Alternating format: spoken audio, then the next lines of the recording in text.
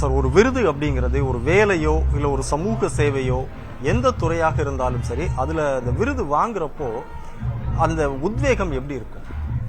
மனிதனுடைய இயல்பு எப்போவுமே மற்றவர்கள் நம்ம பாராட்டணும், நம்மளை மதிக்கணும் அப்படிங்கிறது ஒரு இயற்கையில் இருக்குது. அது இப்போ வந்ததில்லை.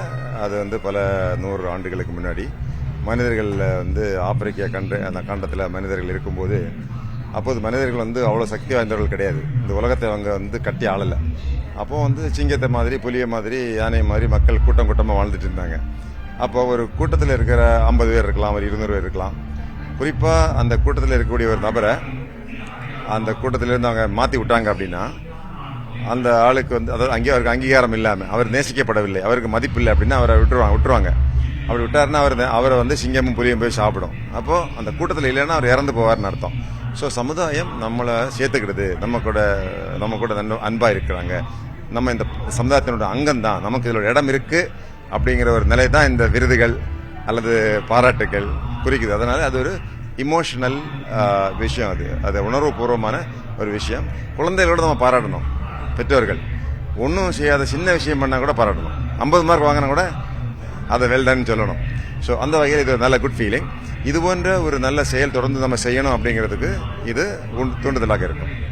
அதாவது கல்லூரி காலங்கள் முடிந்ததுக்கு அப்புறமா காவல்துறையில் நீங்கள் நிறைய பதக்கங்கள், விருதுகள் வாங்கியிருப்பீங்க. அதில் ரொம்ப மறக்க முடியாத விருதுனா எதை சொல்லுங்க? மறக்க முடியாதது பாரத பிரதமருடைய உயிர் காக்கும் விருது தான். முன்னாடி ஒரு காலத்தில் ஒரு புயல் அடித்த போது ஒரு பஸ் ஒரு பள்ளத்தில் விழுந்தது. அது ஒரு கண்மாயில் விழுந்தது. அந்த பகுதிக்கு ரெஸ்கியூ பண்ணதாமா, அதை நீந்தி போய் அவங்களை காப்பாற்றணும். அது பத்திரிகைகளெல்லாம் பெரிய அளவில் செய்தி வந்தது. அதன்படி கொடுத்தாங்க. எல்லாத்துக்கும் மேலாக நம்ம ஒரு தினம் காவல்துறையை பொறுத்த வரைக்கும் விருது தினம் கிடைக்கும். ஒரு நல்ல வேலை பார்க்குறோம், மோசடியில் பணத்தை இழந்துட்டாங்க, அந்த பணத்தை நம்ம மீட்டு அந்த நபருக்கு கொடுக்கும்போது அவங்க நம்மளுக்கு தேங்க்ஸ் பண்ணுறாங்க. ஒரு சாதாரண மொபைல் ஃபோன் தேடி போய் அந்த மொபைல் ஃபோனை கண்டுபிடிச்சி அதில் கையில் கொடுக்கும்போது அந்த இருக்கக்கூடிய மகிழ்ச்சி, அந்த மகிழ்ச்சி கூட அவங்க வெளிப்படுத்தும் போது நமக்கு கிடைக்கக்கூடிய அந்த ரிவார்டு, அது கூட ஒரு பெரிய ரிவார்டு தான். அதாவது சோஷியல் மீடியாவை பொறுத்த வரைக்கும் 2K கிட்ஸுக்கு கூட பிடிக்கிற மாதிரி நிறைய ரசிகர்கள் உங்களுக்கு இருக்காங்க. என்ன காரணம் சார்? அது எனக்கு தெரியல. ஆனால் இளைஞர்களுக்கு ஒரு வழிகாட்டக்கூடிய வகையில் உடல்நலம் பற்றி, கல்வி பற்றி, சமுதாயத்தை பற்றி விழிப்புணர்வு, அதாவது குற்றங்கள் பற்றிய விழிப்புணர்வை நான் ஏற்படுத்திட்டு இருக்கிறேன். அது பயனுள்ளதாக இருக்கும் அப்படின்னு நான் நம்புகிறேன். அதனால் ஒருவேளை இளைஞர்கள் அதை விரும்பலாம். நான் ஒரு பேச்சாளன் கிடையாது, நான் ஒரு பயிற்சியாளன் தான். போலீஸ் டிபார்ட்மெண்ட்டில் 1,80,000 பேருக்கு பயிற்சி கொடுத்துருக்குறேன். அதே மாதிரி மாணவர்களுக்கு இப்போது ஒரு ஓடணும், இல்லாட்டி நீச்சல் அடிக்கணும், இல்லாட்டி ஒரு ஆங்கில மொழியை சிறப்பாக பேச வேண்டும், இல்லை பொது அறிவுக்கு பயிற்சி எடுக்கணும்னா என்னால் பயிற்சி கொடுக்க முடியும். ஸோ நான் ஒரு பயிற்சியாளன். எனவே இந்த பயிற்சியை விரும்பக்கூடியவங்க அவங்க நம்மளை பின்தொடரலாம். அதில் அவங்களுக்கு பயனுள்ளதாக இருக்கலாம். சார், இந்த ஓய்வு காலம் அப்படிங்கிறதுல கூட நீங்கள் ஓய்வு எடுக்கல, தினந்தோறும் எங்கேயோ ஓடிக்கிட்டே இருக்கீங்க, நிறைய ஆய்வுகள் வர பண்ணிட்டு இருக்கீங்க. என்ன திட்டம் வச்சுருக்கீங்க? அதாவது ஒரு முடிவு எடுத்திருக்கோம். இந்த மாதிரி வாழ்க்கையில் நிரந்தரமாக மகிழ்ச்சியாக இருக்கணும். வாழ்க்கையில் ஒரு நிமிடத்தை கூட நம்ம வேஸ்ட் பண்ணக்கூடாது. ஏன்னா நான் ஒரு அறிவியல் மாணவன். இந்த உலகத்தில் நமக்கு வாழக்கூடியது ஒரு முறை தான். இப்போது பிறந்திருக்கிறோம். இப்போ 60 வயசாகுது. ஒரு மேக்சிமம் 85-90 வயசு வரைக்கும் வாழலாம். அதுக்கு பிறகு நம்ம ஒன்றுமே இல்லை. அதுக்கு பிறகு நம்ம ஆட்டம்ஸ் அண்ட் மாலிகூல்ஸ், அவ்வளோதான்.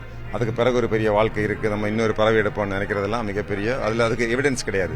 அது ஒரு பேராசை. எனவே இந்த குறுகிய காலத்தை நம்ம ஒரு நிமிடம் கூட வேஸ்ட் பண்ணாமல் நம்ம விரும்பக்கூடிய வகையில் வாழ வேண்டும் என்பது ஒரு முடிவு, ஒரு டிசிஷன், ஒரு லைஃப்ஸ் டிசிஷன், ஒரு வாழ்வின் முடிவு எடுத்திருக்கிறேன். எனவே தான் ஒவ்வொரு நிமிடமும் ஏதாவது ஒன்று பயனுள்ளதாக செஞ்சுட்டு இருக்கிறேன். நிறைய ஆசைகள் இருக்கும். உங்களுக்கு இன்னமும் ஒரு நிறைவேறாத ஆசைன்னு ஏதாவது இருக்கா? நிறைவேறாத ஆசை என்பது எனக்கு தெரியல.